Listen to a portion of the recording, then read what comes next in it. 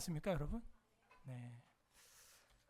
우리 앞뒤적으로 성도의 교제에 인사 나누도록 하겠습니다. 탐식을 버립시다. 시작. 탐식을 한 번 더 인사하겠습니다. 성찬에 참여합시다. 시작. 성찬에 참여합시다. 지난주에는 탐욕과 탐식이라는 제목으로 잠언 23장의 하나님 말씀을 선포했습니다. 한 주 동안도 육체 탐식이 아닌 영적인 성식을 하며 사셨는지요? 오늘은 불통에서 형통으로라는 제목으로 잠언 24장의 특별 계시를 선포하고자 합니다. 다 함께 따라하겠습니다. 불통에서 형통으로, 불통에서 형통으로. 우리는 형통하고 있습니까? 몸과 각 세포와 혈액이, 피가 소통될 때 형통하고, 그렇게 피가 원활하게 형통될 때 건강이 유지가 됩니다. 혈관에서 막히면 터지고, 터지면 풍이나 여러 가지 뇌졸중이나 마비나 고통을 겪게 되죠. 혈액순환이 안 되면 불통이고, 불통하면 병이 생기는 겁니다. 사람과의 관계도 마찬가지입니다. 소통이 안 되고 불통이 되면 관계가 깨어지고, 가족이라고 할지라도 관계가 불통되면 소통되지 못하고 행복하지 못하게 되는 것입니다. 소통이 반대로 가족끼리 잘 된다면 그만큼 더 큰 행복과 가정의 건강을 누리게 되는 거죠. 국가도 마찬가지입니다. 이 국가에도 사회와 경제와 자금, 자본이 있지 않습니까? 이것이 잘 원활하게 소통되고 돌아갈 때 사회가 활발하고 발전하고 소외된 자가 없이 같이 더불어서 부흥하게 되는 거죠. 불통하면 빈익빈 부익부가 극에가 달하고, 가난한 자들은 더 살기 어려워지며 강팍해지고 남의 것을 탐닉하고 훔치기에 바쁜 그런 저급한 세상이 되고 마는 것입니다. 오늘 성경 본문에는 형통하는 의인과 불통하는 악인에 대하여 나오고 있습니다. 어떤 사람이 진짜 형통하는 사람일까요? 오늘 성경은 그 비밀을 우리에게 계시해 주고 있습니다. 부디 오늘 말씀을 통해서 성경적인 영원한 형통을 누리는 서울예사라교회 성도들 되기를 주님의 이름으로 소망합니다. 아멘. 지혜 문서 잠언 보고 있고요. 잠언은 누가 썼어요? 솔로몬의 잠언이라. 지혜의 대명사죠. 그래서 두 번째 가르침인 22장까지 우리가 다 보았고, 22장부터 24장까지는 세 번째 잠언의 단락이 나오고 있습니다. 오늘 그 24장 세 번째 단락이 또 마무리가 되겠어요. 자, 1절부터 8절까지 단락을 하나로 묶고 A 해놓고 가짜 형통 이렇게 쓰세요. 가짜 형통. 1에서 8절 가짜 형통입니다. 1에서 8절 A 가짜 형통. 이 형통은 형통인데 가짜 형통이 있다는 거죠. 이 가짜 형통을 일컬어서 저는 영적인 불통이다 라고 이야기하고 싶어요. 1절 너는 악인의 형통을 부러워하지 말며, 이렇게 되어 있습니다. 왜 1절에서 악인의 형통을 말하고 있을까요? 악인도 형통한다 안 한다? 형통한다는 거죠. 권선징악이라고 하는 개념이 분명히 있습니다. 악인을 반드시 하나님은 인과응보하시죠. 근데 그것은 마지막 백부장 되시는, 백보자에 계시는 주님께서 최고의 재판장 되시는 백보자 심판에서 심판하는 거고요. 지금 이 땅에 우리가 살아가는 중에는 바로 왕 같은 사람이 있어요, 없어요? 있어요. 악한데도 부귀영화를 누린 사람이 있어요, 없어요? 있다니까요. 그래서 지금 너는 악인의 형통을 부러워하지 말라는 거예요. 근데 제가 히브리어 보니까 형통이라는 단어가 없습니다. 형통이라는 단어가 없어요. 그런데 저는 이 형통이 오히려 행과 행 사이에, 백지에, 여백에서 말하고 싶은 언어라는 거죠. 그래서 의역이 된 겁니다, 이게. 근데 이 뒤에 가면 또 나오니까요. 이게 그냥 한 번 나왔다고 제가 제목을 단 게 아니죠. 그래서 직역을 하면 너는 악인을 부러워하지 말며, 이렇게 돼 있어요. 말이 안 되죠. 악인을 부러워할 이유가 없거든요, 우리가. 그래서 의역되기를 악인의 형통을 부러워하지 말며, 이렇게 된 겁니다. 악인을 부러워한다는 거예요. 이렇게 말하면 우리가 와닿지 않죠. 목사님, 나는 악인을 부러워하지 않는데요. 그러니까 여기다가 악인의 형통을 이라고 의역을 한 거죠. 악인의 형통을 부러워하지 말아라. 이러면 아, 맞아. 믿지 않는 사람인데도 저렇게 잘 먹고 잘 사는 부귀영화와 재벌이 되는 걸 보면서 나는 부러워했지. 로또를 긁었지. 로또는 긁는 게 아니죠. 쓰는 거죠. 예. 제가 너무 옛날 사람이라 옛날에는 복권 막 요즘도 있죠. 긁어서 베껴서 보는 거. 악인의 형통을 부러워한다는 거죠. 이 부러워한다라는 게 뭐냐면은 이게 히브리어로 키네 이렇게 돼 있어요. 이 키네가 킨나. 여러분 여호와 킨나 칸나 뭐예요? 그죠? 어원이 같아요. 그래서 여호와 칸나 이러면 질투하시는 여호와니라. 십계명 주실 때 하나님 마음이거든요. 그 십계명과 반대되는 인생을 살아갈 때 하나님은 질투, 시기 하십니다. 그래서 이 킨나, 칸나 하는 건 하나님의 한 속성이에요. 그런데 여기서 부러워한다라고 하는 것이 그 칸나, 킨나 하는 키네라는 단어를 썼어요. 그래서 이거는 시기한다, 질투한다 이런 뜻을 가지고 있습니다. 그러므로 너는 악인의 형통함을 시기 질투하지 말라 이 얘기죠. 남 잘 되는 거 시기 질투합니다. 우리가 악인의 형통까지도 부러워한다는 것이죠. 근데 그것은 하나님의 진노를 일으키는 일 중에 하나의 속성이었어요. 악인의 형통을 우리는요 부러워해요. 나도 저렇게 되었으면. 혹시 그런 거 없습니까? 나도 저런 거 한번 가져봤으면, 나도 저기에서 한번 지내봤으면, 살아봤으면, 나도 저걸 좀 취해봤으면, 먹어봤으면, 마셔봤으면, 맛이라도 봐봤으면 좋겠다. 오마카세. 나도 저기서 시그니처. 그러고 있지 않아요? 악인의 형통을 부러워하지 말며. 우리 서울의 사라교회 성도분들은요 악인의 형통을 아예 감지조차도 하지 마시길 바랍니다. 지난주에 뭐라 그래요? 잔에서 붉고 번쩍이고 순하게 내려가나니 보지도 말지어다. 단순한 음식을 얘기하는 게 아니라고요. 그 악인의 형통도요 보이지도 않아야 되는 거예요. 우리 눈에 그게 아예 보이지도 않을 정도로 영의 눈을 뜨시길 바랍니다. 오히려 영의 눈을 뜨면요 그 악인의 탐욕과 탐식이 나에겐 미혹, 미끼거리가 전혀 되지 않아요. 너는 악인의 형통을 부러워하지 말며 그와 함께 있으려고 하지도 말지어다. 이 잠언의 1장에서 보여줬던 게 뭡니까? 네 발이 어디에 걸어가고 있냐. 오늘 교회로 걸어 나오신 여러분 복 받았습니다. 예. 그래서 너가 누구랑 있냐? 네 발이 어느 장소에 지금 두 발 딛고 서 있냐? 그게 굉장히 지금 중요한 잠언의 지혜의 첫 단추예요. 너가 누구랑 어울리고 있냐? 오늘 서울의 스라교회 성도들과 예배자들과 어울리고 있는 여러분, 이것이 참 지혜입니다. 지혜. 금묵자흑이라. 먹을 가까이 하면 검은색이 묻어 나는 겁니다. 안 묻을 수가 없죠. 그죠? 김치찌개를 먹으면 와이셔츠에 고춧가루가 튀는 겁니다. 안 튀게 해야지 하고 먹어도 튀어요, 안 튀어요? 그죠? 그래서 앞치마를 꼭 해야 됩니다. 안 튀길 수가 없는 거예요. 그와 함께 있으려고 하지도 말지어다. 이게 지혜입니다. 학생 여러분, 자녀된 여러분, 여러분들도요 악인과 함께 하려고 하지도 말아야 되는 겁니다. 아셨어요? 악인과 어울리다 보면 어떻게 돼요? 악해지는 거예요.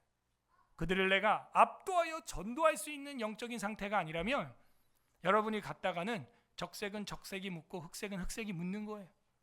오늘 원래 대표기도가 우리 박세준 집사님이었는데 교통사고가 나가지고 나오자마자 이 중딩들이 오토바이를 달려가지고 그거 피하려다가 반대쪽에 있는 오토바이 두 대를 또 쳐가지고 뭐 소방차까지 오고 난리도 아니었습니다. 아침에. 다행히 집사님 무사하신데 근데 그 놈들이 도망갔어. 또 중딩들이. 이게 무면허거든요. 중학생 면허가 나오질 않습니다. 얘네 이제 인생 끝났어요. 이제 도망갔어. 또 어디로? 경찰 오고 지금 뭐. 그래서 오늘 새가족 교육도 이제 연기됐습니다. 너무 안타깝죠. 차는 다 부서지고 지금. 이 중딩들이 아침부터 교회를 가느라 그렇게 바빴죠? 아닐까요? 딱 봐도 아닌 것 같죠? 그죠? 여러분 아는 거예요. 그 때와 장소와 현상만 봐도 이게 예배드리러 가려고 땡긴 게 아니잖아요, 걔네가. 그죠? 벌써 막 한두 명 뭐 타가지고 뭐 그 사각지대에서 막 들이밀고 나오고 막 여러분들이 그런 친구들이랑 어울리면 이제 어떻게 되는 거예요? 그 위례신도시에서 온 애들 잘 봐. 그 너네 동네에 있어. 걔네 그런 형들이. 그런 형들이랑 마당에서 놀고 만나다가 그 오토바이를 준호야 너 얘기하는 거야. 조심해. 앞에 애들 뭐 이러지 마. 내 얘기다. 항상 따라했어요. 듣고 보니 내 얘기네. 자꾸 우리는 말씀을 너 얘기야, 여보 들어 이러는데 그런 엉아들하고 놀다가 나도 어느 순간 그 뒤에 말에 타고 있다니까. 오빠 달려 이러고 있을 수 있어. 그래서 오늘 뭐라 그래요? 그들과 함께 있으려고 하지도 말지어다. 걔네들 이제 어떻게 될까? 걔네 엄마 아빠들 마음 어떨까? 억장이 무너질 텐데 이제 어떻게 이 주일 아침부터 달리냐고. 아니 밤이면 이해를 하겠어. 아니 이 아침부터, 그죠? 비가 오니까 그동안 못 땡겼던 거야, 그죠? 그러니까 비 안 오니까 야 지금이야 모여 땡겨 달려 뭐 이렇게 되는 거죠. 그러므로 우리는요 누구와 함께 있으려고 하느냐? 구역 모임에 있기를 바랍니다. 공예배에 모이길 바랍니다. 경건한 부부간의 아름다운 교제를 나누길 바랍니다. 여러분 각 부서에서, 여러분 각 팀에서 아름다운 나눔을 하시길 바랍니다. 성경은 그와 함께 있으려고 해라 라고 지금 반어법으로 얘기하고 있는 거죠. 그러면 그것이 무엇입니까? 형통이. 다른 친구들은 부러워하겠죠. 와 쟤네 신나겠다 오토바이도 타고. 악인의 형통을 부러워하지 말며. 그러니까 인생이 이렇게 한 방에 가는 거예요. 잘못하면.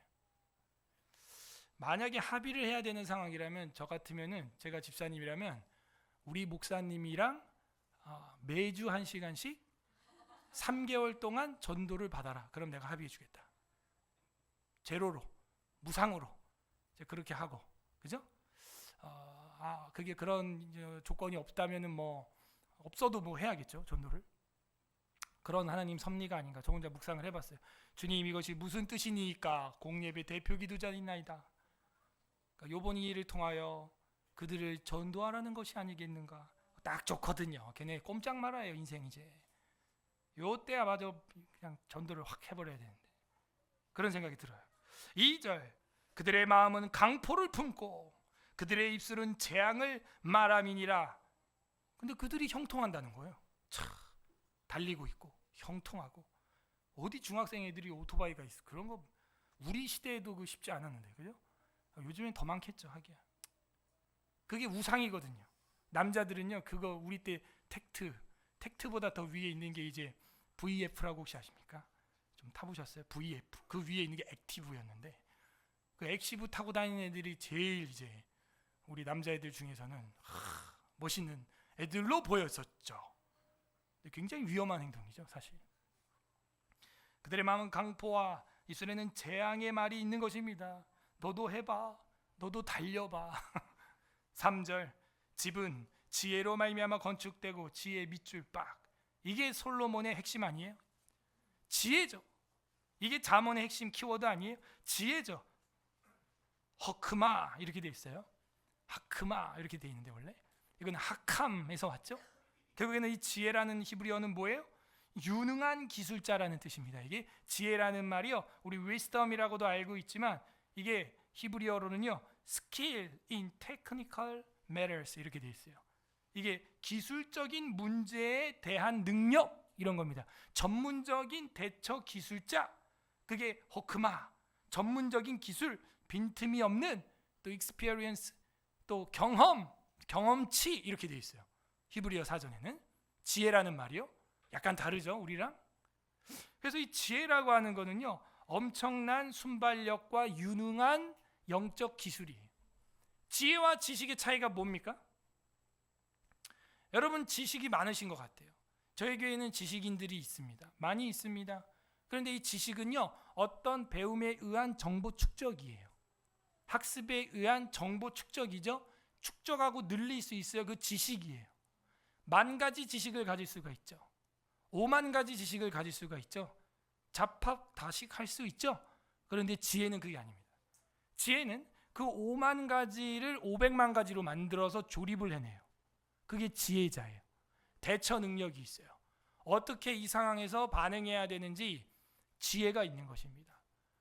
그래서 저는 100가지 지식을 얻은 사람과 10가지 지혜가 있는 사람의 차이는 크다고 봅니다. 그러니까 지혜는 2의 n승이에요.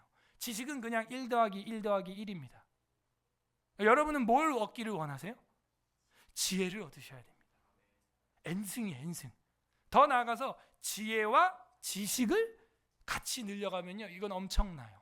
지혜가 있는 사람이 지식을 천천히 1 더하기 1만 해도요, 이게 어마어마한 시너지가 일어납니다. 지혜를 얻은 자는요, 지식을 가끔 하나씩, 일주일에 책 한 권씩, 아니 한 페이지씩만 봐도 그걸 그냥 두지 않아요. 마침내 활용하고 말아요. 근데 지식만 가지고 있는 사람은 5만 가지를 쌓아두고는 있는데 쓰지를 못해요. 쓰지를 못해요. 그러므로 3절이 말하는 바 집은 지혜로 말미암아 건축되는 거다. 그죠? 여러분, 집에 대해서 지식이 많고 뭐 벽돌을 어떻게 쌓고 무슨 피타고라스 법칙에 의하여 삼각변 지붕을 어떻게 쌓고 마감을 치고, 그렇게 해도요, 그 집에 대한 지혜가 없으면 결로가 생기는 집이 되고 통풍이 안 되는 집이 되고, 그죠? 잘못되는 겁니다. 지혜가 있어야 돼요. 지혜가. 여러분이 지혜가 있으면 여러분 집이 건축될 줄로 믿습니다. 집은 지혜로 말미암아 건축되고, 여러분 가정 소중하죠? 집 어떻게 일으킬 거냐 하는 거예요. 어떻게 믿음의 가정을 이룰 거냐 하는 거예요. 지혜를 얻어야 됩니다. 제가 이 열왕기서를 사경에 할 때 늘 이야기하는 나만 장군의 지혜가 있습니다. 나만 장군이 흙을 퍼가서 자기의 아람 땅에 펼쳐놓고 이스라엘 하나님에게 예배드리겠다는 거예요. 정말 지혜롭지 않습니까? 그리고 자기의 머리가 왕을 이렇게 보필할 때 림몬의 신당에 절하는 사이에 자기도 모르게 이제 머리가 수그러지는 것을 그 하나님이 양해해 줬으면 좋겠다는 거예요. 굉장히 순발력 있고 빈틈이 없지 않습니까? 경험치가 높지 않습니까? 어떻게 이방 장군이었고 온몸에 이제 피부병으로 고통했던 나만 장군이 이런 지혜가 임했을까요? 어떻게? 에? 어떻게 해야 지혜가 임해요? 그렇지. 역시. 뭘 받아야 돼? 은혜를 받아야 지혜가 임한다. 따라하세요. 은혜를 받아야 지혜가 임한다. 우리 교회는 은혜가 충만하길 바랍니다. 엄마 아빠가 자녀들을 향해요, 왜 지혜 없이 그렇게 막말하고 분노하고 짜증내냐? 은혜가 없기 때문에. 은혜가 없으므로 아이들에게 지혜롭게 대하지 못하는 결과를 반복적으로 나타내는 겁니다. 은혜 받으셔야 됩니다. 은혜는 어떻게 받죠? 하나님께 받죠, 당연히. 예. 은혜는 어떻게 받아요, 하나님께? 그럼 예? 은혜의 자리에 참여함. 그게 뭐예요? 은혜의 방편. 따라하세요. 은혜의 방편. 은혜의 방편은 뭐죠? 말씀, 예배, 기도, 아까 같은 찬양, 성찬의 복음, 이런 것들이에요. 여기서 여러분이 소외되면은 악인들의 자리에 함께 거하고 있는 겁니다. 오빠 달려 하고 있는 거예요. 근데 이 자리에 있음으로 인해서 하나님께서 은혜 주시고, 그 은혜 받으면 지혜가 샘솟고, 그 지혜로 말미암아 여러분 집이 건축되기를 바랍니다. 이게 오늘 핵심이에요. 그 호크마가 여러분 가정을 건축시킨다라는 거죠. 명철로 말미암아 견고하게 되면, 자, 지혜가 임하면요, 그 다음에 이제 명철이 임해요. 자, 앞에서 어떤 자는 명철한 자라 그랬어요? 기억 안 나요? 오늘 앞에서가 아니에요. 벌써 한 몇 주 전 이야기입니다. 어떤 자가 명철한 자니라? 그런 거 없는데. 여호와를 경외하는 것은 지식의 근본이고, 어떤 자는 명철한 자니라 그랬잖아요. 거룩한 자가. 자, 제가 힌트 드릴게요. 먼철한 자가 명철한 자예요? 철철. 그렇지. 냉철한 자는 명철하니라. 딱 이렇게 나오는 거예요. 지혜가 임하면요, 냉철합니다. 응급 상황이다. 아니다. 두고 봐도 된다. 이거는 이거 어떻게 바꿔야 된다. 그대로 둬야 된다. 냉철하죠. 그러므로 지혜가 임하면 명철해지고, 이 명철한 자는 어떻게 된대요? 견고하게 되며. 자, 집을 건축하는 기초는 지혜입니다. 그리고 그 집을 건축한 것을 견고하다는 건 뭐예요? 견디고 튼튼하게 한다는 거죠. 그건 명철입니다. 지혜로 판단하는 거예요. 냉철하게. 그 다음에 세 번째 4절, 또 방들은, 집에 방이 있죠? 방들은 지식으로 말미암아 각종 귀하고 아름다운 보배들로 채워지는 거다. 지식은 삼순이에요. 동메달이에요. 그런데 우리 한국 교육은 다 뭐에 지금 몰두하고 있어요? 지식에. 그래서 칼빈이 안 나와요, 우리나라는. 20대의 기독교 강요를 쓰는 조직신학자가 절대 안 나옵니다. 왜? 전부 수능, SAT. 그 교육하느라고 20년을 애를 돌려요, 그냥. 그건 뭐예요? 지식 싸움이에요. 너 이 공식 아냐 모르냐, 너 이거 공식 쓸 줄 아냐 모르냐, 이것만 애들 계속 가르치는 겁니다. 그러니 투자 대비 가성비가 너무 안 좋은 거죠. 교육비로 돈을 그렇게 쓰는데도 인물이 안 나와요. 너무 적게 나와요. 그리고 가성비가 안 좋아요. 왜? 철학을 안 해요. 세상 만물 구조를 소크라테스, 플라톤, 아리스토텔레스 사람들이 어떻게 봤고 그거를 어떻게 놓쳤는지를 예수 그리스도의 렌즈로 딱 지적할 줄 알아야 되거든. 그게 뭐예요? 월드뷰, 세계관이에요. 철학을 안 배워요. 내세관을 없어요. 보이지 않는 영적 세계에 대하여 고민하지 않아요. 보이지 않는 영원한 것 가치에 대하여 토론하지 않아요. 그리고 아이들에게 한가한 시간이 없어요. 여러분, 고대 철학의 기초 조건이 뭐예요? 한가예요. 한가. 공부의 기본 조건이 뭐예요? 한가라고요. 시간. 바빠요. 막 잡아 돌려요. 기술은 배워요. 지식은 익혀요. 도레미파 솔라시도는 배워요. 지혜가 없어요. 멜랑이톤 같은 학자가 안 나와요. 루터 같은 개혁자가 안 나옵니다, 우리한테. 20대에 그런 걸 꿈꾸는 것 자체를 불경건하게 생각해요. 불가능하게 생각하고 얼토당토 않다고 생각을 하는 게 우리의 패배의식이에요. 여러분 어떻게 생각하세요? 한국 교회 사회는 둘째치고 교회 안에서 20대의 인물이 나오겠습니까? 그 집은 지혜로 말미암아 건축이 시작되는 겁니다.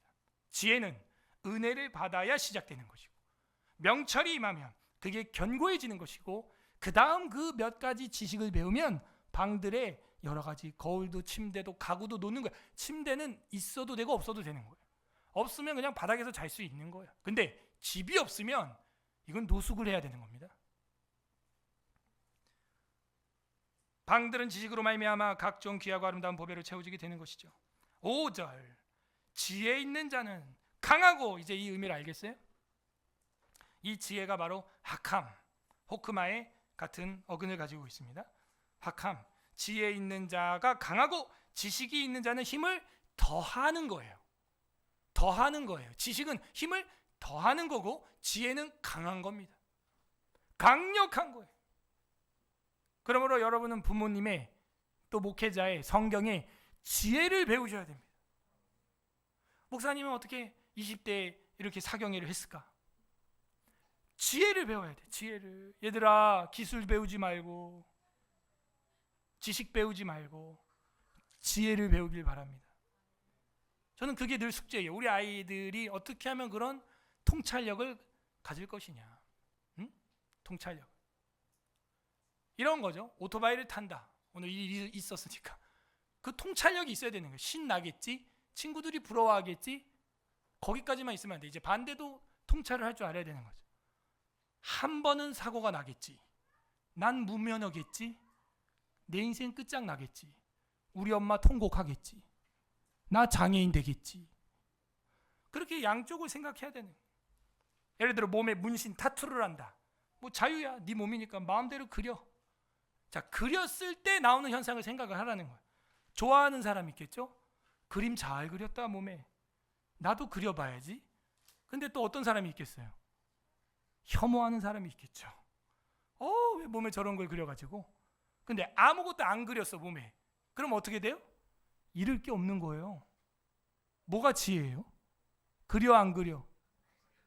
뭘 그려? 안 그려? 지금 사투리라는 거예요?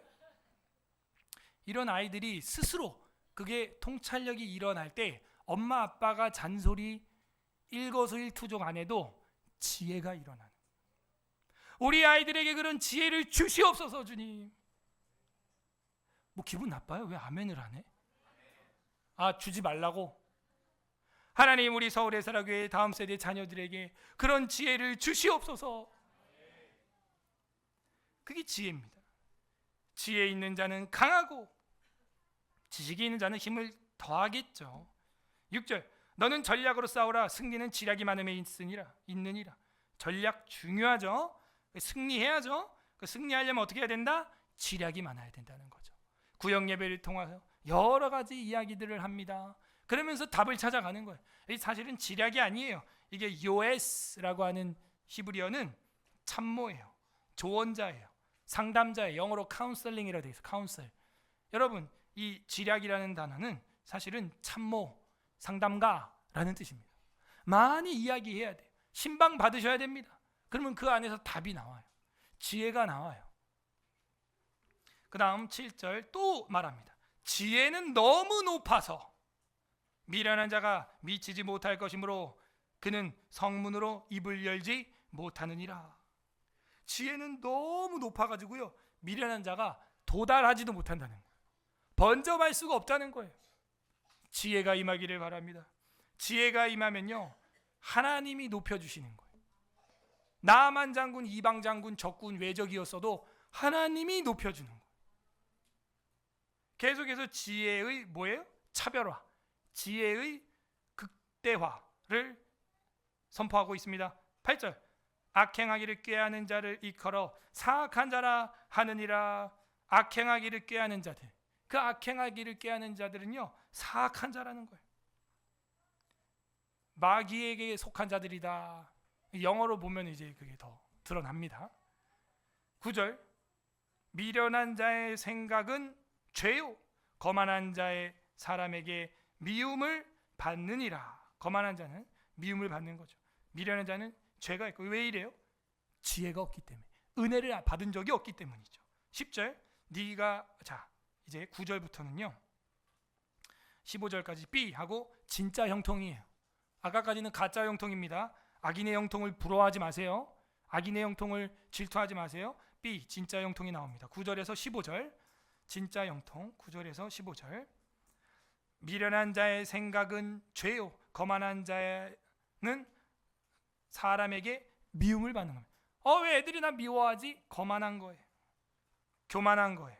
10절, 네가 만일 환난 날에 낙담하며 내 힘이 미약함을 보임이니라. 이게 무슨 얘기냐면요, 네가 환난을 당했을 때 좌절하면은 너의 약함을 드러낸 것이다, 이 얘기예요. 이게 좀 어렵게 했죠, 번역을. 네가 만일 환난 날에 낙담하면 내 힘이 미약함을 보임이니라. 그러면 진짜 의인, 진짜 형통한 사람은요, 무슨 얘기예요? 환난을 당해도 낙심한다, 안 한다? 안 한다는 거죠. 무슨 하나님의 섭리일까? 이걸 통하여 하나님이 하고자 하는 일은 무엇일까? 이게 믿는 사람이라는 거예요. 사고를 겪어도, 사고를 당해도 이걸 통하여 성삼위 하나님이 하고자 하는 일이 무엇일까? 낙담하지 않습니다. 저 감사한 게 집사님 사고 전화 제가 이제 해가지고 이제 통화하는데 뭐 아이고 목사님 어떡해요, 큰일 났어요, 뭐 이렇게 안 해요. 여기 정리하고 이렇게 하겠습니다. 오늘 이제 스케줄이 안 될 것 같습니다. 이래야지 뭐 엄마 목사님 나 다 살았어, 뭐 이런 식으로 하면요, 그 마귀가 너무 좋아해요, 그렇게 하는 거. 여러분, 어떤 절망과 슬픔이 왔을 때 그거를 갖다가 너무 크게 표현하는 것도 굉장히 위험합니다. 이게 무슨 뜻인지 하나님 앞에 겸허해야 되는 것이고, 이 성경이 말하는 대로 우리가 환난 날에 낙담하면 내 힘이 미약함을 적군들에게 보여주는 꼴이 되는 거예요. 그 악령들이 좋아합니다. 말로라도 낙담하면 안 돼요. 민수기에서 광야 정탐꾼들이 그런 일을 했죠. 우리는 저들 보기에 메뚜기와 같습니다. 어떡합니까? 저들은 포도송이를 둘이서 메고 갈 정도로 강력한 땅에 있습니다. 철병거가 있습니다. 그러면은 좋은 땅인가 보지 더. 할렐루야. 그 좋은 땅을 우리에게 주시려나 보다. 이런 믿음이 있어야죠. 그러므로 낙담하지 마시길 바랍니다. 진짜 형통은요, 진짜 형통한 사람은 환난 날에도 낙담치 않아요. 11절, 너는 사망으로 끌려가는 자를 건져주며 살육을 당하게 된 자를 구원하지 않으려고 하지 말라. 도와줘라 하는 얘기입니다. 그게 진짜 형통이에요. 12절, 네가 말하기를 나는 그것을 알지 못하였노라 할지라도 마음을 저울질하시는 이가 어찌 통찰하지 못하시겠으며 내 영혼을 지키시는 이가 어찌 알지 못하시겠느냐. 그가 각 사람의 행위대로 보응하시리라. 네 마음을 저울질하시는 하나님이 다 보고 있다. 도우라 하는 것이죠. 13절, 내 아들아. 이 잠언에서 나오는 어투죠. 글투, 말투, 성경투. 내 아들아, 다음 세대에게, 자녀들에게 전수돼야 될 일이다 라는 겁니다. 내 아들아, 꿀을 먹으라. 갑자기 웬 꿀? 탐싱하지 말래매. 이것이 좋으니라. 좋은 거 우리도 알죠. 좋은 꿀, 토종꿀. 송이꿀을 먹어라. 꿀은 뭐고 송이꿀은 뭐예요? 예? 꿀은 꿀이고 송이꿀은 뭐야? 더 단 술? 술 끊으라. 이게 입에 술술 나오네. 술이. 술 얘기가 그냥 입에 달려서 그냥 끊은 거 알고 있습니다. 끊으셨습니다. 어제 구역 모임 때 나눠서 그게 아직도 은혜가 돼가지고 나오는 거예요. 자기는 술 면허가 없다고. 이 송이꿀은요, 흐르는 꿀이에요. 히브리어로 보면은 흐르는 꿀. 야, 첫 꿀. 딱 왜 TV나 이런 데서 벌꿀집에서 왜 육각형 벌꿀집을 그냥 통째로 이렇게 딱 꺼내면 막 줄줄줄줄 막 흐르죠. 벌써 침 고였어, 그죠? 그 송이꿀이라 그러는 거예요. 그 꿀, 있어야 먹죠. 꿀을 먹어라, 이것이 좋으니라. 송이꿀을 먹어라, 이것이 내 입에 단이라. 자, 아포리즘이라 그래서 이 13절만 보게 되면요, 여러분 이제 오늘부터 꿀 먹어 이제, 그죠? 이 아포리즘인데요, 문맥이 분명히 있다 하는 걸 그 14절 다음 절이 보여줍니다. 지혜가 하캄, 호크마 나오잖아요. 지혜가 내 영혼에게 이와 같은 줄을 알라. 뭘 먹으라는 거예요? 지혜를 꿀처럼, 송이꿀처럼 먹으라는 것이죠. 자, 분명히 한 단락 한 절 안에서 큰 깊은 깨달음을 주기도 하지만 이게 앞뒤 문맥을 봐야 하는 토타스크립트라가 필요하다는 것을 분명히 또 여기서 보여주고 있습니다. 그냥 꿀, 송이꿀을 먹으라는 게 아니에요. 지혜를 그렇게 사모하라는 겁니다. 지혜가 내 영혼의 이와 같은 줄을 알라. 이것을 얻으면 정령이 네 장래가 있겠고 밑줄 빡. 장래가 있겠고. 문제는 이거예요. 자, 지혜가 있는 사람은 통찰력이 있다 그랬고, 그 통찰력은 뭐냐? 미래 예측 능력입니다. 예언자적, 선지자적 삶입니다. 그게 있어야 돼요. 그게 안 되니까 여러분이 신방을 받는 겁니다. 성경을 통하여 성경적 상담을 목회자에게 받는 거예요. 통찰력이 떨어지기 때문에, 미래가 불투명하고 안 보이기 때문이죠. 그런데 그 지혜가 있으면 내 영혼이 지켜지고 내 영혼이 정녕 네 미래가 있다 이거죠. 장래를 알게 되고 장래를 보게 된다는 거죠. 이거는 성령이 임한 사람의 특징 아니에요? 마지막 날에 내가 내 영을 만민에게 부어주리니 자녀들은 예언하고 젊은이는, 늙은이는 환상을 보고 꿈을 꾼다. 미래를 볼 수 있다는 거죠. 그러므로 성령의 은혜를 받으시기 바랍니다. 성령의 은혜를 받으면 지혜가 임하고 장래가 있겠고가 되는 거예요. 내 소망이 끊어지지 아니하리라. 그러므로 낭망할 이유가 없죠. 소망이라고 하는 것은 티크바라는 히브리어인데 이게 밧줄, 줄이라는 뜻도 있어요. 인생의 줄이 끊어지지 않아요. 소망이 있는 사람 끊어지지 않습니다. 여러분 이 줄 잘 잡으시기 바랍니다. 15절부터 18절까지 가운데 샌드위치 그 패티에 해당하는 부분입니다. X 혹은 C 하고 의인과 악인, 의인과 악인, 위에서 말했던 가짜 형통과 진짜 형통에 나왔던 의인과 악인에 대해서 꼬집어서 이야기를 해줍니다. 15절에서 18절 의인과 악인. 15절 악한 자여 의인의 집을 엿보지 말며, 이 악인과 의인이 같이 산다니까요. 엿보지 말며 그가 쉬는 처소를 헐지 말지어다. 16절 별표 3,000개. 16절 다 같이 읽어보세요. 16절 시작. 대저의인은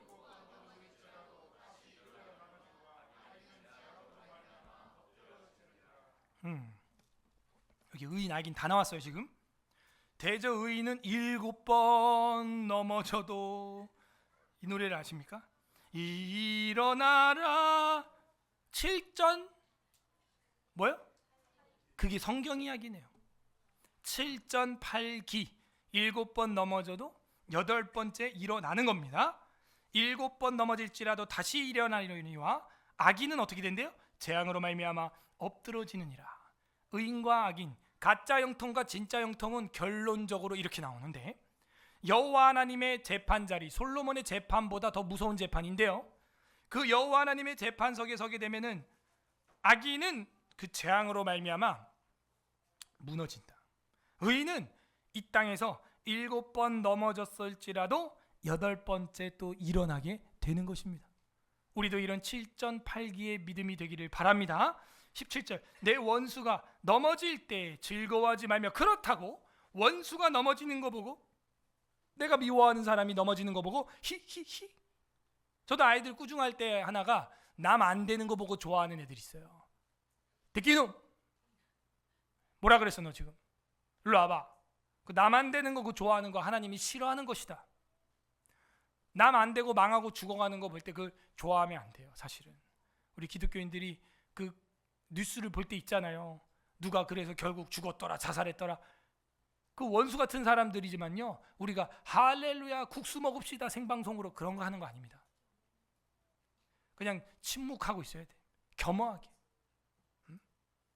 실로의 망대가 무너져 죽은 사람들이 죄가 더 많아서 깔려 죽은 게 아니라고요.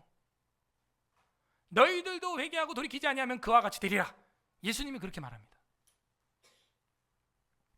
그러므로 우리가 17절을 유심해서 봐야 됩니다. 원수가 넘어질 때 히히덕거리면 안 돼요. 그가 엎드러질 때에 마음에 기뻐하지 말라.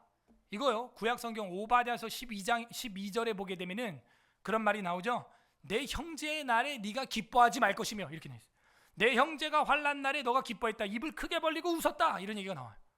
하나님이 그걸로 에돔을 멸망시키겠다는 거예요. 근데 에돔의 형제가 누구예요? 이스라엘이죠. 에서 야곱이니까. 그러니까 내 형제가 멸망하는 날에 네가 기뻐했어? 나 가만두지 않겠어. 하나님이. 그러므로 우리가 북한을 위하여 기도하고 저들의 이 악한 정권이 무너지기를 기도하지만, 그들이 혹 끔찍한 말로와 비극을 맞이했을 땐 정말 그냥 혀를 찰 뿐이지, 우리가 그거에 대해서 뭐 잔치하자, 뭐 할렐루야, 이건 아닌 것 같아요. 그 미국의 9.11 테러가 있었을 때 그 월드 트레이드 센터 쌍둥이 빌딩이 그 이슬람 무슬림에 의하여 비행기 폭격, 자살 폭격으로 이제 무너졌잖아요. 그때 뭐 3,000명 넘게 죽었는데, 미국인들이. 그때 아랍에 있는 무슬림들이 어떻게 한 줄 아세요? 술잔치 벌렸습니다. 인샬라 하면서 막. 진짜예요. 사우디아라비아에서도. 그러면 안 되죠. 그러므로 우리가 악인이 뭐 형통하는 거 부러워해도 안 되지만, 그들이 무너지는 걸 우리가 또 막 기뻐하고 즐거워하고 고소하다, 쌤통이다, 그런 말 하면 안 됩니다. 18절 여호와께서 이것을 보시고 기뻐하지 아니하사 그의 진노를 그에게서 옮기실까 두려우니라. 옮긴다는 거예요. 그 철없는 중학생 무면허, 철없죠. 안타깝죠. 근데 우리는 쌤통이다, 너네 인생 끝장이다 이제, 이렇게 생각할 게 아니라 예수 믿어라, 영생을 취하라. 그 얼마나 헛되냐 오토바이가. 그죠? 그렇게 봐야 되는 겁니다. 아니면은 그 재앙을 우리에게 옮기실까 두려워하래요. 19절부터 26절입니다. B 프라임 해놓고 진짜 형통, 진짜 형통 나오고 있습니다. 자, 역교차로 저는 보았습니다. 진짜 형통 19절에서 26절. 너는 행악자들로 말미암아 분을 품지 말며 악인의 형통을 부러워하지 말라. 이렇게 돼 있어요. 악인의 형통을 부러워하지 말라. 요거 아까 1절에 나왔죠? 악인의 형통함을 부러워하지 말며 1절에서 배운 게 지금 여기 19절에도 나오고 있습니다.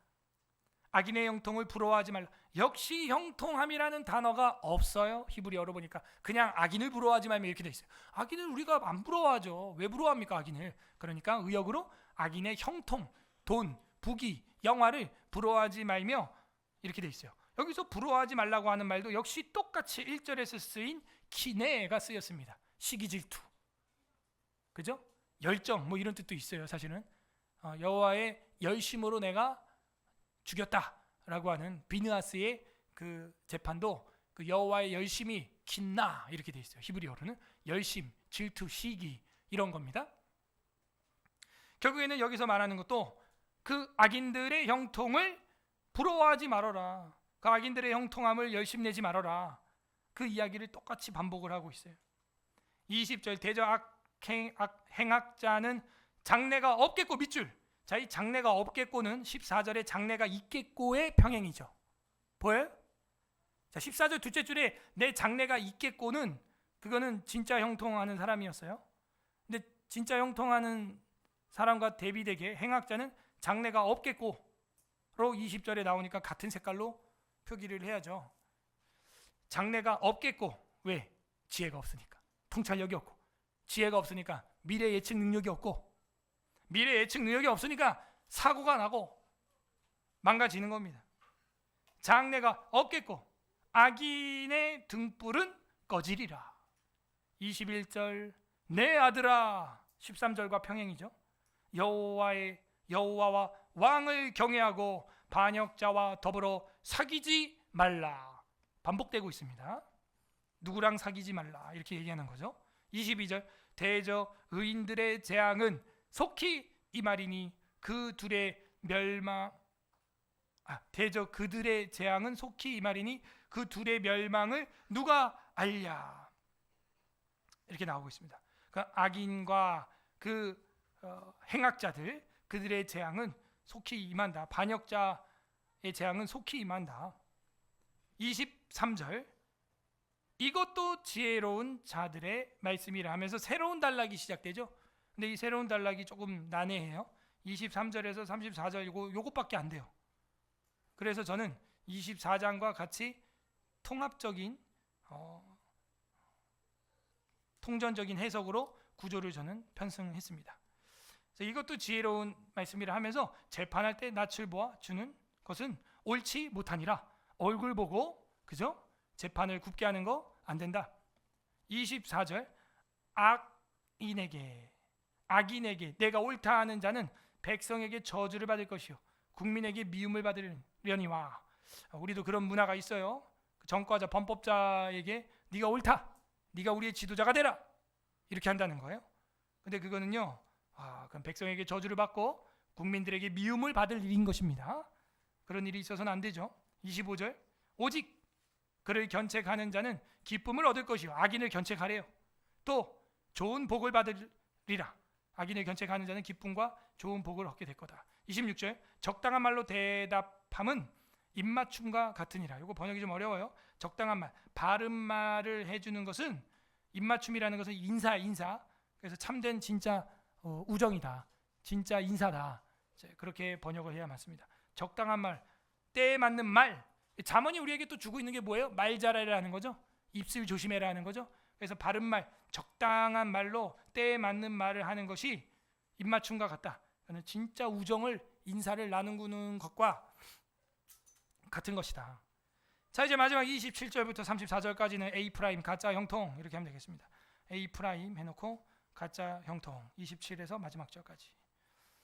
네 일을 밖에서 다스리며 너를 위하여 밭에서 준비하고 그 후에 내 집을 세울지니라.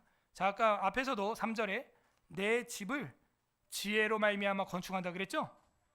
집은 지혜로 말미암아 건축된다 그랬는데 여기 지금 끝부분에 와서도 지금 집 이야기가 나오고 있는데요. 집을 어떻게 세우래요? 27절 내 일을 밖에서 다스리며 너를 위하여 밭에서 준비하고 그 후에 내 집을 세울지니라.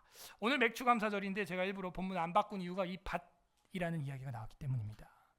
여러분 추수할 게 있고 이 보리 추수 계절이라 맥추거든요. 우리가 지금 우리나라 절기에 맞춘 겁니다. 그래서 이제 보리 추수 다 끝났습니다. 지금 그러니까는 내 집을 세울 자가 누구냐 이거죠. 자기 일을 성실하게 하는 사람. 직장 생활하는 분들을 이제 빗댄다면, 우리가 요즘 농경사회가 아니니까 여기 계신 분들은 대부분 산업 사역을 하고 있잖아요. 그러므로 내 일을 밖에서, 바깥일이라 그러죠. 어른들이 바깥일 밖에서 다스리고 너를 위하여 밭에서 준비하라. 일터를 잘 정리해라. 그렇게 해서 뭐하라? 그 후에 내 집을 세울지니라. 집을 경영해 가고 가정을 세우려는 지혜, 건축시키려는 지혜, 집을 지혜롭게 건축하려는 지혜, 그것이 무엇이냐? 바깥 일을 하라는 거예요. 그리고 밭을 가는 일을 하는 거라는 거예요. 그리고 밭을 정리하라는 거예요. 그러면 집이 세워진다는 것이죠. 그래서 대부분 우리가 일반 은총 속에서도 불신자들도 결혼하기 전에 어떤 직업이나 직장을 가지려고 하는 것도 사실은 일반 은총 속에서 부합되는 양심이에요. 성경이 지금 그걸 얘기하고 있죠. 내 일을 밖에서 다스리고 너를 위해서 밭에서 준비해라. 그리고 그 후에야 내 집을 세울지니라. 이렇게 돼 있어요. 그러므로 저는 우리 아이들이 15세 성인식을 할 때 우리가 부조를 하는 이유는 15세 때 물론 예수 그리스도로 영접하고 그 주님을 내 신앙으로, 부모님의 신앙을 내 신앙으로 고백하고 굉장히 중요하죠. 입교하는 것은. 그걸 한 뒤에는 그 다음 세대를 내가 세우기 위하여 선한 청지기 역할을 할 수 있도록 15세 때 성인식으로 인정했으니 조금은 젊지만 젊은 성인으로 인정하여 경영을 시켜보는 겁니다. 그래서 다만 우리 교회에서 제일 적게 받은 애들이 한 200 정도 되는 것 같은데, 그 정도 가지고도 경영을 해봐야 돼. 여러분 15세 200만 원이면 적어요, 커요? 우리도 현찰 200이 없어 지금, 그죠? 월급은 통장을 스칠 뿐. 네. 아무것도 아닌 거예요, 그죠? 가지고 있는 게 없다고요. 월급은 통장을 스쳐 지나갈 뿐. 우리 아이들이 교회에서 성인식을 그렇게 해주고 19세 성인식 하니까 늦어. 성경대로 해야 되는 거야. 성경대로. 창조 원리에 맞게 2차 성징이 나타나면 어른 취급해줘야 돼. 그때부터 궁금증이 폭발하는데요. 음지에서 배운다고요. 그러면 안 돼요. 교회에서 성인으로 인정해주고 엄마 아빠가 인정해주고 엄마 아빠로부터 배워야 되는 것입니다. 그런 걸. 그러려면은 우리 아이들이 경영을 해봐야 돼요. 밖에서 바깥일 하는 법, 밭을 가는 법, 비유컨대 밭이라고 한 겁니다. 맥주에 감사 예물을 드리는 법, 자기의 소산으로 드려 봐야 되는 겁니다. 하다못해 알바라도 해봐야 되는 거예요. 노동을 해봐야 되는 것입니다. 어려서부터. 너무 어려서부터 하면 그 학대고요. 성인식하고 나서. 그러면서 여기서 계속해서 이 주제로 끌고 갑니다. 28절에 너는 까닭 없이 내 이웃을 쳐서 증인이 되지 말며 내 입술로 속이지 말지니라. 입 조심해라, 말 조심해라 하는 이야기가 나왔죠. 그 다음에 29절에 너는 그가 내게 행함같이 나도 그에게 행하여 그가 행한 대로 그 사람에게 갚겠다 말하지 말지니라. 아까 위에서 얘기한 대로 원수의 무너짐, 악한 자들의 절망을 기뻐하지 말라는 것이죠. 30절 내가 게으른 자의 밭과, 자 27절의 밭, 30절의 밭, 자 밑줄을 쳐주세요. 게으른 자의 밭과 지혜 없는 자의 포도원을 지나가며 본즉, 자 결국엔 위에서 말한 바깥 일을 하고 밭을 갈아서 내 집을 세우라는 것은 누가 할 수 있는 거예요? 뭐가 있는 사람이 할 수 있는 거예요? 지혜가 있는 어린이, 이제 어린이가 아니죠. 15세 성인식 했으면 지혜가 있는 그 젊은 성인, 그가 할 수 있는 게 바깥일, 밭 가는 일, 두 가지를 할 수 있는 거예요. 30절에서 내가 게으른 자의 밭을 보니까 지혜 없는 자의 포도원을 지나며 본즉 가시덤불과 잡초가 무성하더라.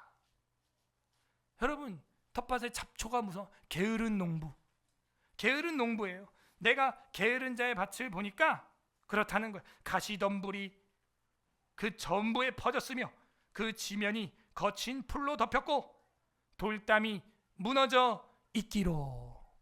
제가 이걸 뼈저리게 배워서 게을러 가지고 텃밭에 잡초를 제가 제거를 못했더니 또 우리 넷째가 거기 들어갔다가 진드기 감염이 돼가지고 또 수술했어요. 이번 주에 그리고 어제 태어났습니다. 잡초가 무성하고 가시덤불 무성하니까 쓸리고 찔리고 쏘이고 거친 풀로 덮였고 돌담이 무너져서 들개들 들고양이들 막 다 넘어 들어오고 32절 내가 보고 생각이 깊었고 생각이 깊었어요. 그 무너진 돌담과 가시덤불 잡초를 보면서 생각을 오래 했나 봐. 저러다가는 큰일 나겠지. 생각이 깊었고 깊은 생각에 빠졌고 내가 보고 훈계를 받았노라. 아니 왜 자기가 훈계를 받아? 게으른 사람 다른 집 이야기인데 제가 이야기했죠. 지혜로운 사람은 남의 이야기를 보고도 훈계를 받고 미련한 사람은 자기 집 잡초 이야기하는데도 못 알아듣고 못 뽑더라 하는 거예요. 자기가 지나가다가 본즉 가시덤불과 잡초가 무성하고 돌담이 무너진 걸 보고 깊은 생각에 잠겨서 보다가 스스로 훈계를 받았대. 저게 인생이구나. 저렇게 해서는 안 되겠구나. 저러다가는 들개들이 들어와서 우리 아이들을 상하게 할 수도 있겠어.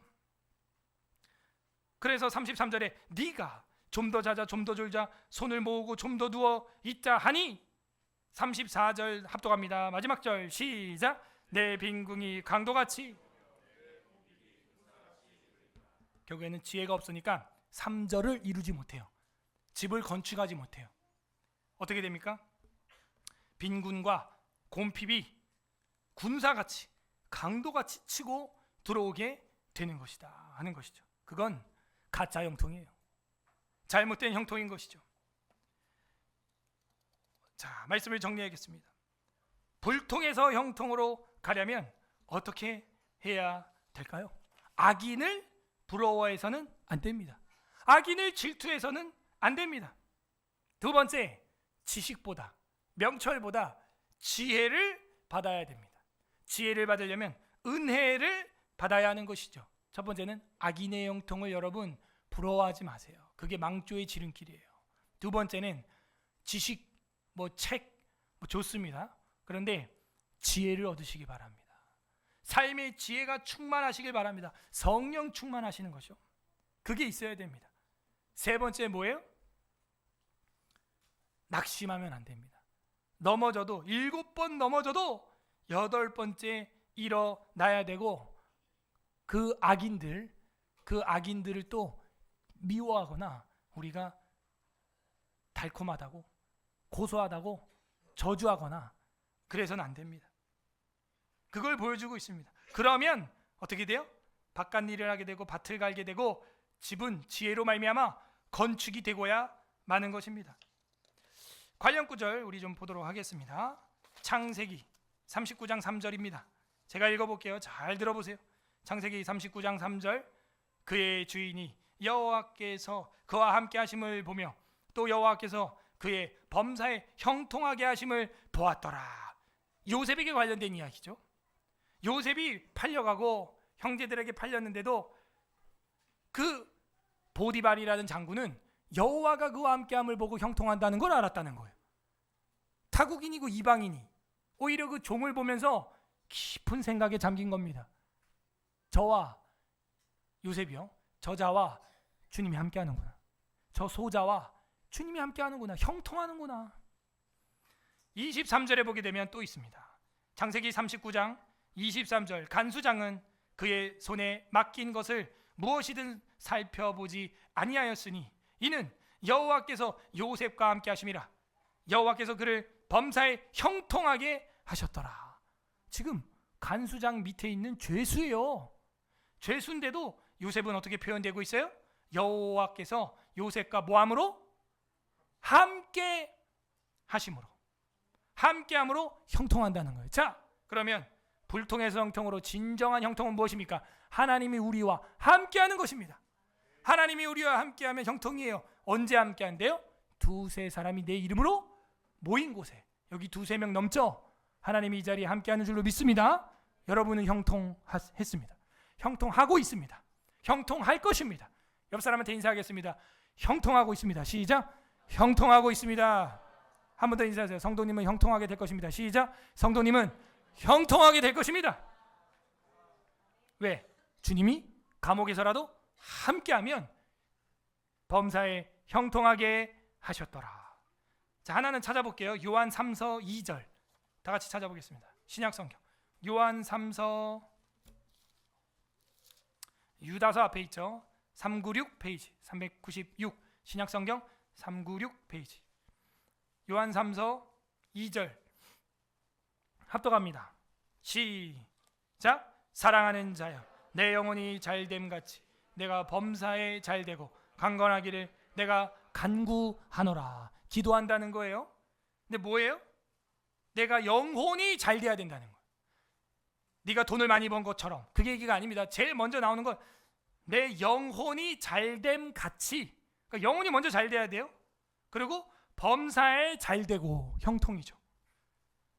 강건하기를 원한다. 건강하기를 내가 간구하노라. 이렇게 가는 거예요, 순서가.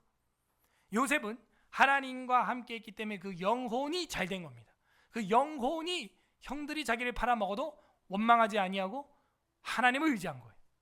하나님의 꿈 해몽으로 바로왕의 꿈 해몽을 해주고, 술 가는 장과 떡 가는 장의 꿈 해몽을 해주고, 성실하게 꿈 해몽을 꾸준히 하고 있어요. 그거를 버릴 만도 하죠. 여러분, 저와 여러분이라면 꿈 해몽 다시는 하기 싫죠. 왜?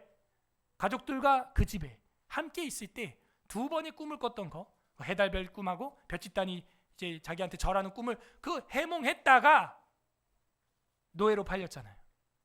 내가 다시는 꿈 해몽 하나 봐라. 그러지 않겠어요? 심리적으로 생각을 해보면 내가 두 번 다시 꿈 해몽 하나 봐라. 근데 요셉은 그러지 않았어요. 하나님께로 난 성령의 감화였기 때문에 안 할 수가 없었어요. 감옥에서도 했어요. 그래서 술 가는 장과 떡 가는 장에게. 술 가는 장은 인생이 어떻게 풀려요? 술술 풀리고, 떡 가는 장은 떡 하고 죽었다는 거예요. 깜짝 놀랐죠? 제가 이거 하려고 설교하는 겁니다. 그리고 나서 결정적으로 바로 왕의 꿈을 해몽해 주면서 국무총리가 되는 겁니다. 할렐루야. 여러분, 하나님이 주신 거 버리면 안 됩니다. 감옥에 있어도 주님이 함께하면 그거 달란트, 사역, 은사 써야 되는 거예요. 그게 형통이에요. 감옥에 있어도 그게 하나님 공식입니다. 아우, 난 이제 안 해. 그거는 하나님 방식이 아니에요.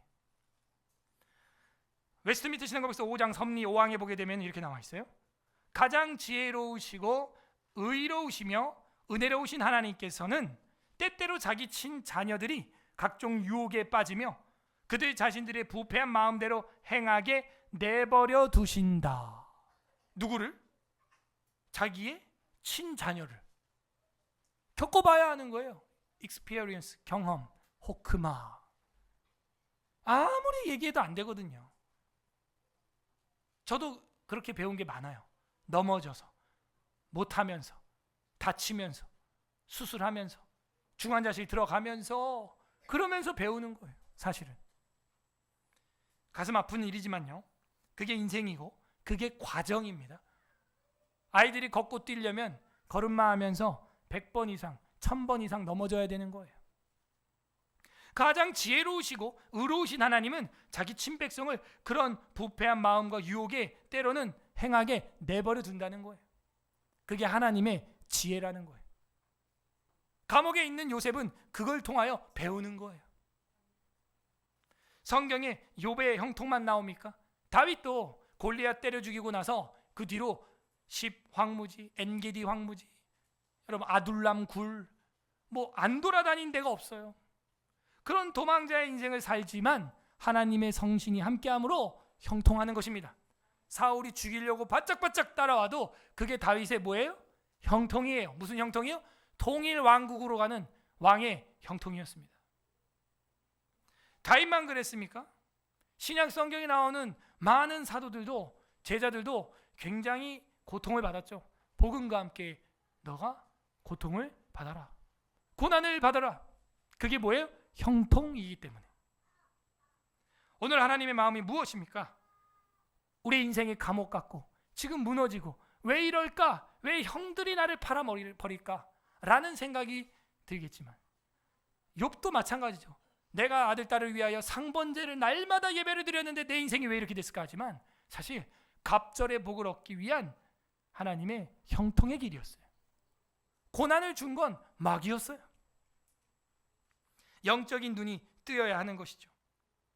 오늘 하나님 아버지의 마음은 그겁니다. 저와 여러분이 불통하는 것 같고 막혀있는 것 같지만 그게 형통일 수 있다는 거예요. 그게 하나님의 길인 거예요. 그 좁은 길로 가라. 거기에 생명이 있다. 각자 적용을 해보세요. 나는 하나님 앞에서 참된 지혜를 가지고 살아가고 있는가? 나는 하나님 앞에서 악인들의 형통을 부러워하지 않고 있는가? 악인들이 망할 때도 내가 그들을 고소하게 생각하는 것이 아니라 내가 7번 넘어질지라도 8번 일어날 믿음이 있는가? 끝맺습니다. 우리 주 예수 그리스도께서는 우리의 형통이 되십니다. 마태복음 28장 20절 다 같이 마지막 성경 읽어보겠습니다. 마태복음 28장 20절 신약성경 마태복음 마지막 장입니다. 28장 20절 마태복음 마지막 절 52페이지 합독함 하겠습니다. 시작. 내가 너희에게 분부한 모든 것을 가르쳐 지키게 하라. 볼지어다 내가 세상 끝날까지 너희와 항상 함께 있으리라 하시니라. 아멘. 여호와께서 요셉과 함께 하심으로 여호와께서 그를 범사에 형통하게 하셨더라. 예수님 뭐라 그래요? 세상 끝날까지, 세상 끝판 될 때까지 너희와 항상 함께 있으리라. 그럼 형통이에요. 그러지 않으면 가짜 형통입니다. 아무리 풍요로워도 예수님 없으면 그 가짜 형통이에요. 진짜 형통이 우리와 함께하기를 바랍니다. 예수 그리스도께서는 그렇게 우리와 영원히 함께하기 위하여 십자가에서 죽으시고 부활 승천하사 자기의 영을 우리에게 보내주시겠다는 거예요. 그러면 어디서나 무소부재할 수 있거든요. 항상 함께 할 수 있거든요. 감옥에서도 같이 할 수 있거든요. 이번 주에 서대문 형무소 아이들이랑 견학을 갔다 왔는데 어떻게 견딜 수 있었을까? 또 얘기해야지. 고문실에 갔더니요, 이렇게 뾰족한 송곳이 이렇게 책상 위에 있어. 그리고 유관순, 뭐 다른 독립운동가 손을 맞은편에 놓고 수갑을 딱 책상에 채우고 확 밀어버리는 거예요. 그걸 막 여러 명을 한다는 거예요. 감염된다는 거예요. 또 이제 관이 있어요. 서 있는 관인데 거기 넣고 잠가버리면 앉지를 못해요. 그러면 대충 꾸부정하게 이게 계속 이제 서 있다 잘다가 졸다 이러면 그 상태로 온몸에 무릎 관절 다 굳어버린대요. 그래서 그 관을 탁 열면 이제 옆으로 툭 쓰러진다는 거야, 사람이. 그 고문을 어떻게 견딜까? 그리고 관 밑에다 구멍을 뚫어놔가지고 음식을 만들어서 냄새를 솔솔솔솔 위로 올라가게 해서 굶긴다는 거예요. 몇 주씩 굶긴다는 거예요. 그래서 그 고문 기록지에 보면은 그 사람들이 뭐 때리고 뭐 그런 게 고통스럽지 않았대. 춥고 배고픈 것, 이게 가장 고통스러웠다는 거예요. 고문 중에서 뭐 찌르고 뭐 물 붓고 뭐 그게 고통스럽지 않았대. 배고픈 것과 추운 것, 이것이 가장 큰 고통이었다는 거예요. 견딜 수 있을까? 애들이랑 나눔을 했습니다. 너 요 5가지 10가지 고문 중에서 뭐가 제일 무서웠냐? 뭐 세 번째 게 무서웠어요. 그걸로 너한테 들이대면은 예수님 믿어 안 믿어? 그러면 못 믿겠대. 야, 목사님도 자신 없다 솔직히. 그런데 그 순간이 됐을 때 그걸 가능케 하시는 분이 누구냐? 지혜의 성령님이시다. 여기 저 많은 사람들, 그 제일 먼저 1월 달에 기념된 사람이 우남이었어요. 그 감옥에 이제 쫙 방들이 있는데 방 하나 20호에 우남, 그 다음에 여자 옥사에는 8호방에 유관순 다 있는 거예요. 그 유관순 옆방에는 이제 임신한 분이 자매가 또 한 명 있었습니다. 거기서 애를 낳고, 와, 감옥에서 그 바로 이 뒤에다 똥 싸는데 같이 있는데 그 말이 됩니까? 저와 여러분이요, 서대문 형무소가 1923년도 지어져 가지고 개원했대요. 그 모체는 한성 감옥인데 위치는 좀 다릅니다. 지금 2024년이니까 딱 100년 됐어. 저와 여러분이 100년 전에만 태어났어도 거기에 안 있으리라는 법 있습니까? 없으리라는 법 있어요? 그러면 그 취조 안 받을 수 있겠어요? 자신 있습니까? 지혜의 성령이 없이는 안 돼요. 우리 주님도 아버지의 원대로 되게 하옵소서, 아버지의 뜻대로 되게 하옵소서, 이 잔을 지나갔으면 좋겠는데 내가 육체가 있어서 이 모든 고통을 견뎌야 되니까. 그러나 우리 주님은 살과 피를 다 찢으시고 쏟으셔서 저와 여러분을 살려주신 것입니다. 이것이 복음이, 오늘 우리는 그 복음의 성찬을 함께 동참하게 될 것입니다. 몸의 각 세포가 혈액이 소통될 때 형통하는 것입니다. 불통되면 사지마비 오고 피부 썩어가고 병드는 거예요. 가족들과의 관계도 소통이 불통되면 행복감이 사라지는 것입니다. 우리의 영혼의 형통은 바로 주님과 함께하는 것이죠. 그 예수님과 여러분이 늘 은혜의 방편을 통하여 함께함으로 형통하기를 바랍니다. 오늘 말씀을 날마다 묵상함으로 주 예수 그리스도 안에서 성경적인 형통을 누리는 서울의 사랑교회 성도들 되기를 주님의 이름으로 소망합니다. 아멘. 우리 말씀을 생각하면서 성경을 읽어보겠습니다. 우리 나의 가는 길 찬양하겠습니다. 주님이 함께함으로 진정한 형통을 누리는 내 믿음 생활 되게 하옵소서.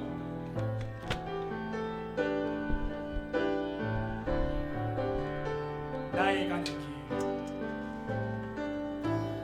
나의 가는 길, 주님 인도하시네. 그는 보이지 않아도 날 위해 일하시네. 주 나의 인도자, 항상 함께 하시네. 사랑과 힘 베푸시며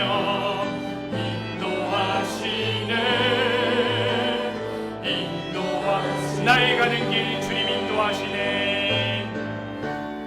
나의 가는 길 주님 인도하시네. 그는 보이지 않아도 날 위해 일하시네. 주 나의 인도자, 항상 함께 하시네. 사랑과 힘 베푸시며 인도하시네. 인도하시네. 광야에 길 만드시고 나를 인도해. 사방에 강 만드신 것 보라. 하늘과 땅 변해도 주의 말씀 영원히 내 삶 속에 새 일을 행하니. 나의 가는 길 주님 인도하시네.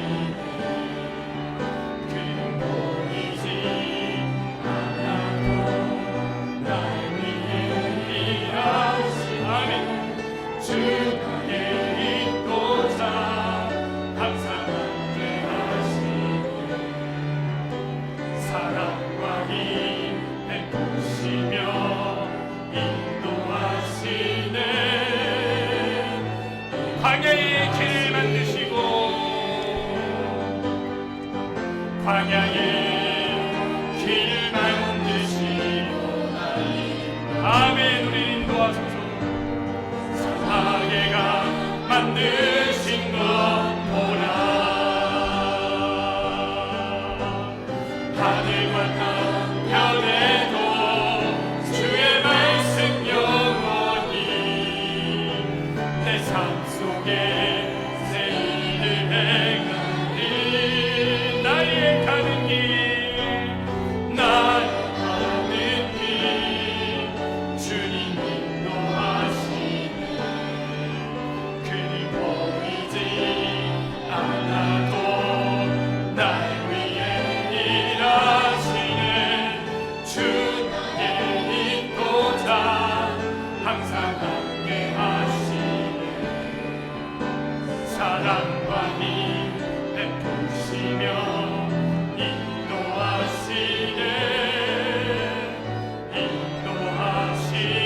인도하시네. 우리 말씀을 생각하면서 감사 기도합시다. 주님 우리를 인도하여 주시고 여기까지 인도해 주시고 형통하게 하여 주시니 감사합니다. 내 인생 앞뒤가 막혀있고 광야 같고 사막 같고 감옥 같다 할지라도 주님이 함께 하시면 형통하고 있는 것이니 감사드립니다. 감사 기도하시고 두 번째는 회개 기도합시다. 하나님 아버지, 악인의 형통을 부러워하며 질투했던 것 용서하여 주시옵소서. 악인이 망하는 것도 박수치며 기뻐했던 것도 용서하여 주시옵소서. 주님, 우리가 이제는 하나님과 함께함으로 말미암아 형통하는 삶을 살아가게 하여 주시옵소서. 또한 세 번째는 간구합시다. 우리의 힘과 능력으로는 불통하고 소통이 안 됩니다. 오직 예수 그리스도의 영으로 말미암아 주님이 우리와 임마누엘의 하나님으로 같이 함으로 말미암아 우리의 인생이 형통하게 하여 주시옵소서. 우리 다 같이 주님 한번 부르고 기도하겠습니다. 주님, 오 하나님 아버지.